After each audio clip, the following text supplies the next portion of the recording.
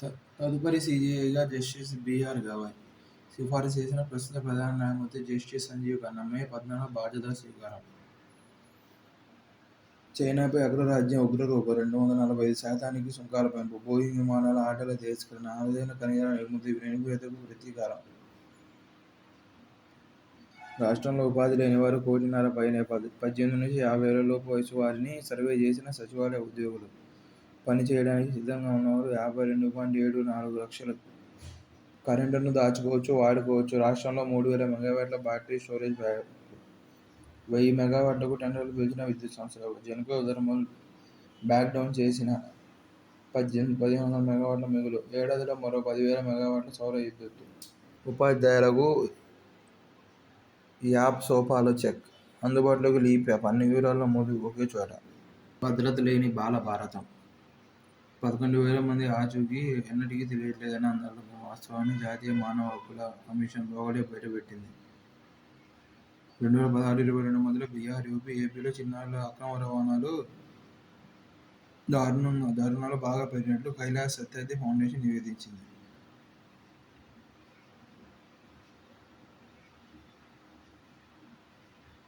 అధిక సుంకాలు అందివస్తున్న అవకాశాలు. అమెరికా ఫస్ట్ పేరిట ట్రంప్ యంత్రాంగం అనుసరిస్తున్న వ్యూహం అంతర్జాతీయ వాణిజ్యంలో మౌలిక మార్పుకు దారిని పలికింది. అనేక దేశాలపై ట్రంప్ ప్రతీకార సుంకాలు విధించారు. వాటి అమలుకు 90 రోజుల గడువు ఇచ్చి ఆయా దేశాలను సంప్రదింపులకు రమ్మనడం సరికొత్త పద్ధతి. అమెరికా వాణిజ్య విధానం భారత్కు సవాళ్లతో పాటు అవకాశాలను అందిస్తుంది. అమెరికా, చైనా పరస్పరం పోటాపోటీగా విధించుకున్న సుంకాలు వినిమయ వస్తువుల మార్కెట్ను శీతీకృత గురిచేస్తున్నాయి. అమెరికా తన ఉత్పత్తులను చైనాకు ఎగుమతి చేసే పరిస్థితి లేకపోతే వాటిని భారత్కు మళ్లించే అవకాశం ఇతర దేశాల్లో మూసుకుపోయే మార్కెట్ కారణంగా అమెరికా మన దేశానికి వంట నూనె ఎగుమతి చేసేందుకు ప్రయత్నించవచ్చని వాణిజ్య వర్గాలు భావిస్తున్నాయి. సుంకాల పెంపు కారణంగా చైనాలో పత్తి డిమాండ్ పెరిగే అవకాశం ఉంది. 100 కోట్లతో ఈఎస్ఐ ఆసుపత్రి. సీఎం చంద్రబాబు సాగుతో ఉచిత ప్రతిపాదన భూ కేటాయింపు. రైతు న్యాయమంత్రి డాక్టర్ కమ్మసాని చంద్రశేఖర్. స్థానిక సంస్థలకు నేరుగా నిధుల రాకతో వేగంగా అభివృద్ధి.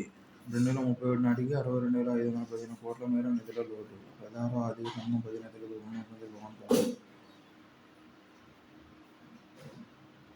ఆస్పెన్ బయోఫార్మాకు యూఎస్ హెచ్చరిక లేదు. భూమానగల ప్రయోగాలు వద్దు. రేట్లు చైనాకు అధిగమించనున్న భారత్. యూపీఐ సేవల్లోకి జాగిల్. జస్టిస్ డెలివరీ ఇండెక్స్లో ఏపీ 2వ స్థానంలో ఉండడం కరోనా కారణం. ATM on wheels. దేశంలో మొట్టమొదటిసారిగా ట్రైన్లో ఏటీఎం. ముంబై మన్మాడ్ పంచవటి ఎక్స్ప్రెస్లో ట్రయల్ సక్సెస్. మిగతా రైళ్లలోనూ ఏర్పాటు చేసేందుకు ప్రయత్నాలు. ప్రపంచ బిలియర్డ్స్ ఛాంప్ సౌరవ్.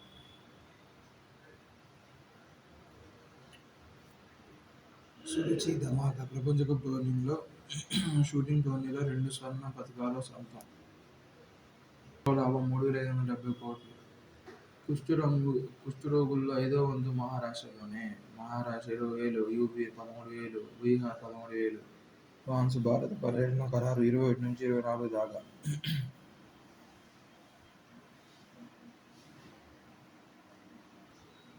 హార్వర్డ్ విశ్వవిద్యాలయ సంగతికి వస్తే తిరుగుబాటుకు తక్షణ మూల్యం 200 కోట్ల డాలర్లు గ్రాంట్. 6 కోట్ల డాలర్ల కాంట్రాక్టు నిలిచిపోవడం.